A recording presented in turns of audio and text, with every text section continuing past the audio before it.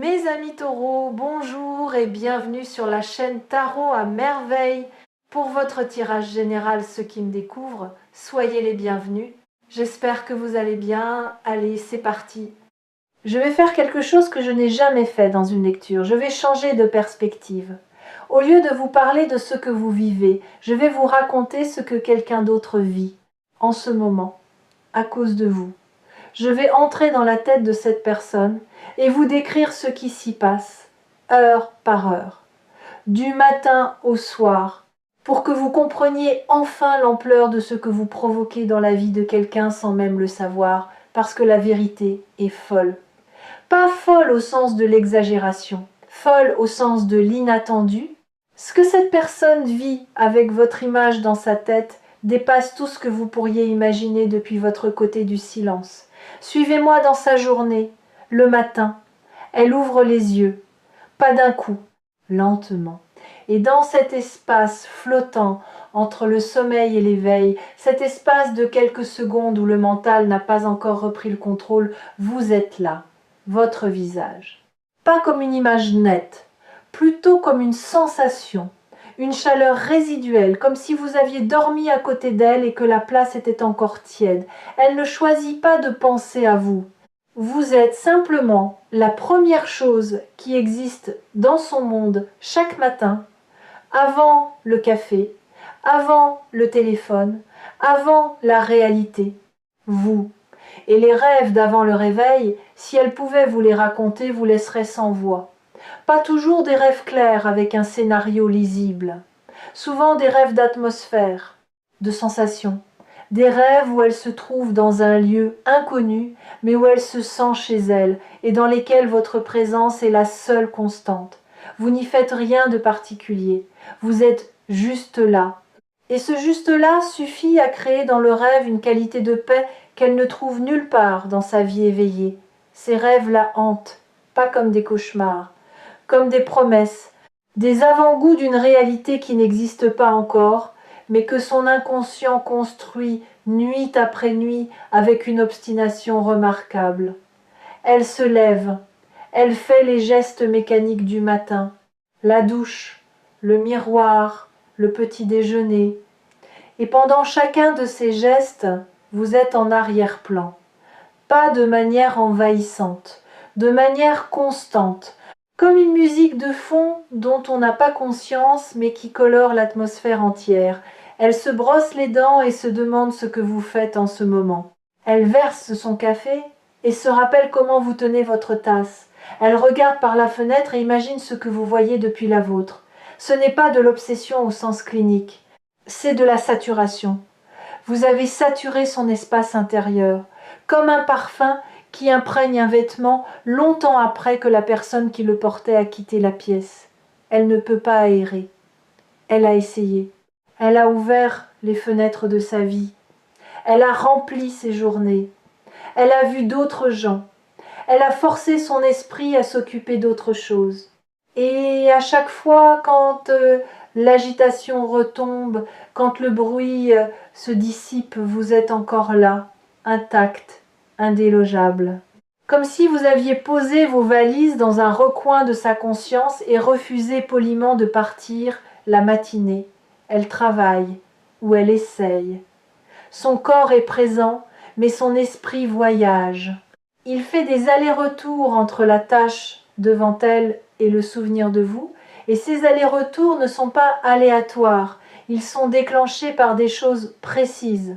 Un mot lu dans un document qui ressemble à un mot que vous utilisez souvent, une intonation dans la voix d'un collègue qui rappelle vaguement la vôtre, une situation qui fait écho à quelque chose que vous avez vécu ensemble.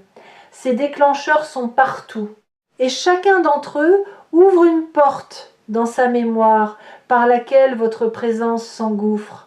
Elle sait que ce n'est pas productif, elle sait qu'elle devrait se concentrer, et cette conscience de son propre manque de concentration crée une frustration qui ironiquement la ramène encore à vous, parce que la frustration pose la question pourquoi ?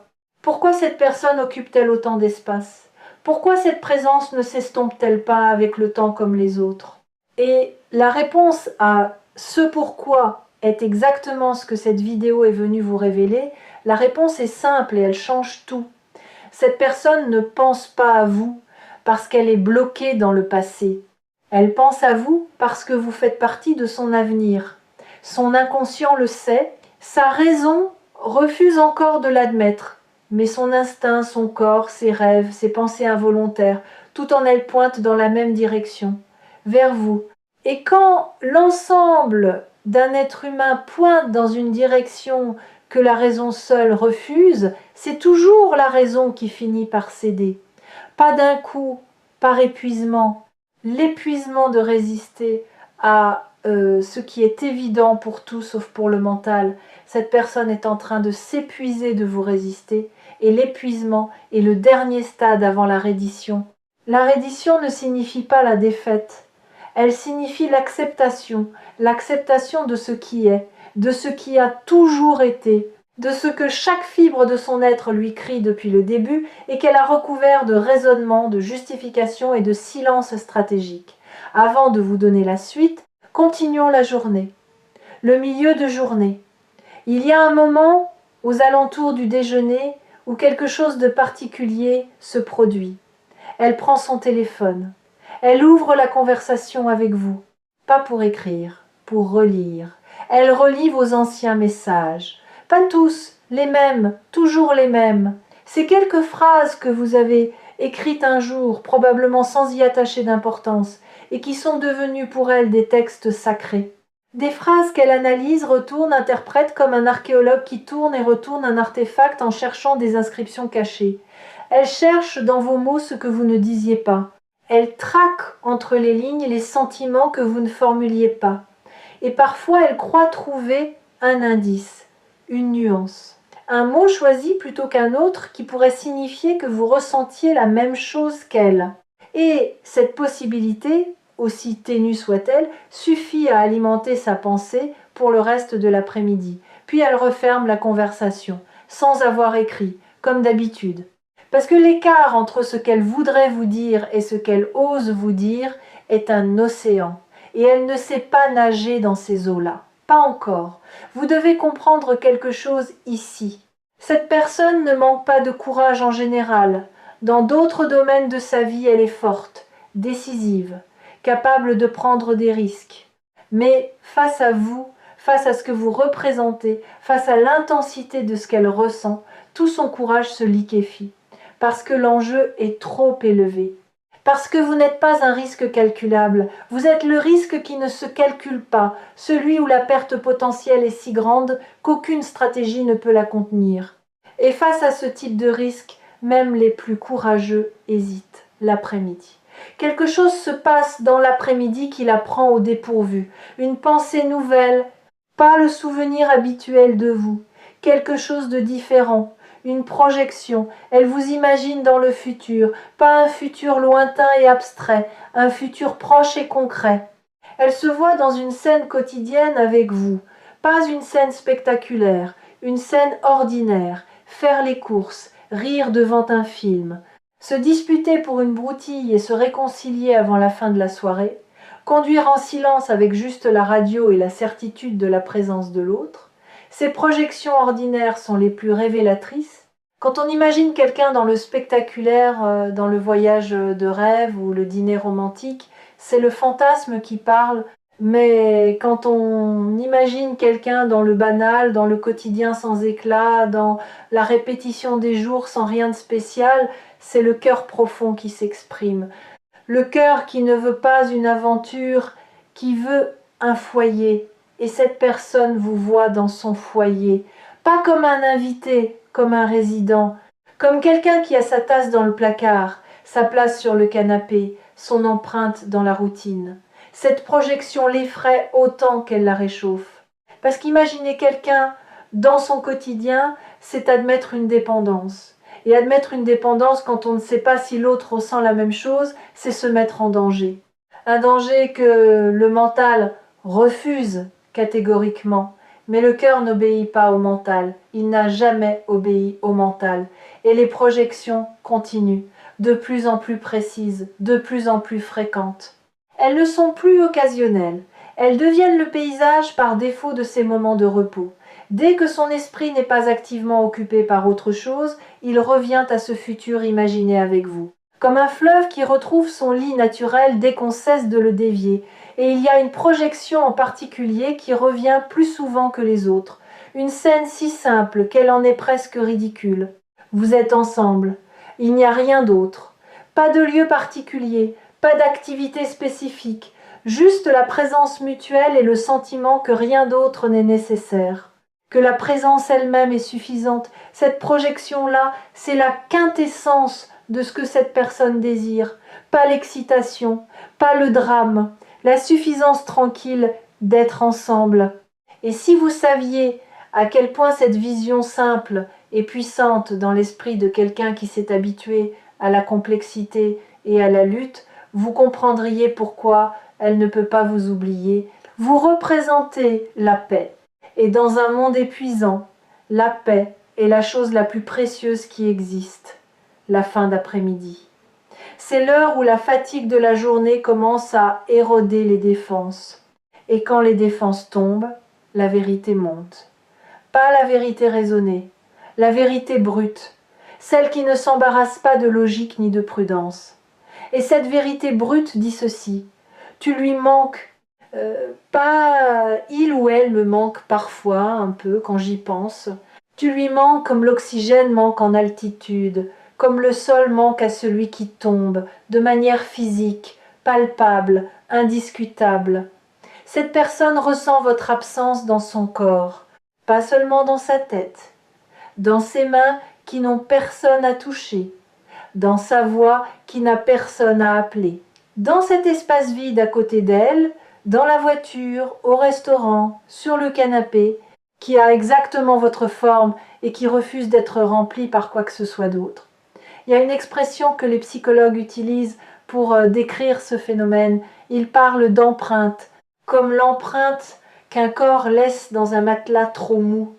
Même quand le corps n'est plus là, la forme reste. Et chaque fois que quelqu'un d'autre essaye d'occuper cet espace, l'inadéquation est immédiate. Trop grand, trop petit, trop anguleux, trop doux, rien ne correspond. Parce que l'empreinte a été moulée par vous, par votre manière unique d'occuper l'espace, par votre chaleur spécifique, par la géographie exacte de votre présence. Et cette empreinte, avec le temps, ne s'aplanit pas, elle se creuse, parce que chaque jour d'absence ajoute du poids au souvenir. Chaque jour s'en vous rend le contour plus net, plus défini, plus impossible à ignorer. C'est le paradoxe cruel de l'absence. Ceux qui partent ne deviennent pas plus flous avec le temps. Ils deviennent plus nets, plus précis, plus irremplaçables. Et cette personne le découvre chaque jour un peu plus. Si vous ressentez une vibration en ce moment, si quelque chose tremble légèrement dans votre poitrine en entendant ces mots, c'est parce que ce qui est décrit ici vous concerne directement. Les messages de tarot à merveille ne trouvent jamais les mauvaises oreilles. Si votre cœur bat un peu plus vite, c'est qu'il reconnaît la vérité de ce qui est dit. Écoutez-le. Il sait des choses que votre tête refuse d'admettre le soir. Le soir est le moment le plus difficile pour cette personne, parce que le soir, les distractions s'éteignent, le travail s'arrête, les obligations se taisent. Et dans le silence qui suit, votre présence devient assourdissante. Elle met de la musique, elle tombe sur une chanson qui lui rappelle un moment avec vous. Elle change de chanson. La suivante aussi lui parle de vous, mais différemment. Elle éteint la musique, le silence revient, et dans le silence, votre voix, pas votre voix réelle, votre voix dans sa mémoire. Les choses que vous avez dites, le ton que vous aviez, cette manière particulière de prononcer certains mots, cette intonation qui n'appartient qu'à vous. Et cette voix fantôme, au lieu de s'atténuer avec le temps, se précise, se clarifie, comme si l'absence polissait le souvenir au lieu de l'éroder. Elle prend son téléphone, encore. Cette fois, elle écrit quelque chose. quelques mots, puis elle les regarde, les relit, les modifie, les efface à moitié, les réécrit autrement, et finalement, elle ne les envoie pas. Pas ce soir, pas encore, mais les mots existent maintenant, ils ont été formulés, ils sont sortis de l'abstraction pour prendre une forme concrète, même éphémère. Et un mot formulé est un mot qui se rapproche de la parole. Chaque soir où elle écrit sans envoyer, la distance entre le texte et le bouton envoyé rétrécit. Elle enregistre parfois ce qu'elle écrit dans ses notes. Un journal involontaire, un recueil de lettres jamais envoyées dont vous êtes le destinataire unique. Si vous pouviez lire ce journal, si vous aviez accès à ces fragments, vous ne reconnaîtriez pas la personne qui les a écrits. Vous la trouveriez plus tendre que vous ne l'imaginiez, plus vulnérable, plus sincère. Les mots qu'elle choisit dans ses messages fantômes ne ressemblent pas à sa manière habituelle de parler. Ils viennent d'un endroit plus profond, un endroit qu'elle ne montre à personne, un endroit que vous êtes le seul à avoir effleuré et qui depuis ne s'est plus refermé. Il y a un mot qu'elle utilise dans ses messages fantômes, un mot qui revient à chaque tentative. Ce mot change parfois de position dans la phrase, parfois de contexte, mais il est toujours là. Et ce mot, si simple soit-il, porte tout le poids de ce qu'elle ressent. Je ne peux pas vous dire quel mot c'est parce que chaque personne a le sien, mais vous le reconnaîtrez quand elle finira par vous parler. Vous l'entendrez dans sa bouche et quelque chose en vous saura que ce mot a été écrit 100 fois avant d'être prononcé, une seule, qu'il a été tourné dans tous les sens, testé dans toutes les phrases, et que la version qui sortira enfin de ses lèvres sera la plus pure, la plus distillée, la plus essentielle de toutes les versions, parce qu'elle aura été filtrée par des semaines de silence. Et le silence est le meilleur filtre qui existe pour les mots sincères. Il élimine le superflu, il dissout les fioritures. Il ne laisse passer que l'essentiel, la nuit. Avant de s'endormir, elle fait quelque chose qu'elle n'avouerait à personne. Elle parle, pas à quelqu'un, à vous, dans sa tête. Parfois à voix haute, quand elle est sûre d'être seule, elle vous raconte sa journée, comme si vous étiez là, comme si vous écoutiez. Elle vous dit les choses drôles qui se sont passées, les choses frustrantes, les petits détails insignifiants qu'elle ne partagera avec personne d'autre parce qu'ils n'intéressent personne d'autre, mais qui, dans sa tête, vous intéressent vous, parce que dans sa tête, vous êtes la personne qui s'intéresse aux détails insignifiants de sa vie, qui trouve de la valeur dans le banal, qui écoute sans juger, qui rit au bon moment, qui pose les bonnes questions. Cette conversation nocturne peut être la chose la plus révélatrice de tout ce que je vous ai décrit. Parce qu'elle montre que cette personne ne pense pas seulement à vous, elle vit avec vous. Dans un monde parallèle, intérieur, invisible, elle a déjà construit une relation avec vous. Une relation faite de confidences murmurées, de rires imaginés, de présences simulées. Et cette relation fantôme, aussi réelle qu'elle puisse sembler, porte une vérité que la relation physique n'a pas encore eu l'occasion d'exprimer. Elle s'endort en pensant à vous. Comme elle s'est réveillée en pensant à vous, la boucle est fermée et demain elle recommencera. Pas par choix, par nécessité intérieure. Parce que vous, vous êtes installé dans un endroit de sa conscience d'où aucune volonté ne peut vous déloger. Maintenant, revenons à vous. Vous venez de vivre 24 heures dans la tête de quelqu'un d'autre. Et ce que vous y avez trouvé est probablement très différent de ce que vous imaginiez. Vous pensiez peut-être que cette personne vous avait oublié, qu'elle était passée à autre chose, que son silence signifiait son indifférence. Je veux m'arrêter sur ce point, sur votre interprétation du silence, parce que cette interprétation est la source de presque toute votre douleur dans cette situation. Vous avez traduit le silence par l'absence de sentiment. Et cette traduction est non seulement fausse, elle est l'exact inverse de la réalité. Pensez au moment de votre propre vie où vous avez été le plus silencieux. Était-ce quand vous ne ressentiez rien? Ou était-ce précisément quand vous ressentiez trop, quand l'émotion était si forte que les mots semblaient dérisoires, quand le risque de parler était si grand que le silence, même douloureux, paraissait plus sûr? vous connaissez la réponse. Vos plus grands silences ont toujours été vos plus grandes tempêtes intérieures. Il en va de même pour cette personne. Le silence ne signifie jamais l'indifférence. Le silence, chez les gens qui ressentent profondément, signifie exactement le contraire. Il signifie que ce qu'ils ressentent est tellement grand que les mots disponibles semblent ridicules, insuffisants, indignes de la chose qu'ils tentent d'exprimer. Les messages partagés ici sur Tarot à merveille reviennent souvent à cette vérité fondamentale que l'humanité oublie constamment. Les gens qui nous aiment le plus sont souvent ceux qui nous le montrent le moins. Non pas par cruauté, par terreur de la vulnérabilité. Par cette peur ancestrale que révéler l'ampleur de ce qu'on ressent revient à tendre une arme à l'autre et à espérer qu'il ne s'en servira pas. Alors que faites-vous de tout cela? Que faites-vous maintenant que vous savez ce qui se passe dans la tête de cette personne du matin au soir? La réponse n'est pas de courir vers elle, ni de l'appeler immédiatement, ni de partager cette vidéo en espérant qu'elle la regarde et comprenne l'allusion. La réponse est plus subtile et plus puissante. La réponse est de changer votre posture intérieure. De passer de « cette personne ne pense probablement pas à moi » à « cette personne pense à moi de manière constante et profonde ». Ce changement de croyance, aussi simple qu'il paraisse, modifie votre énergie.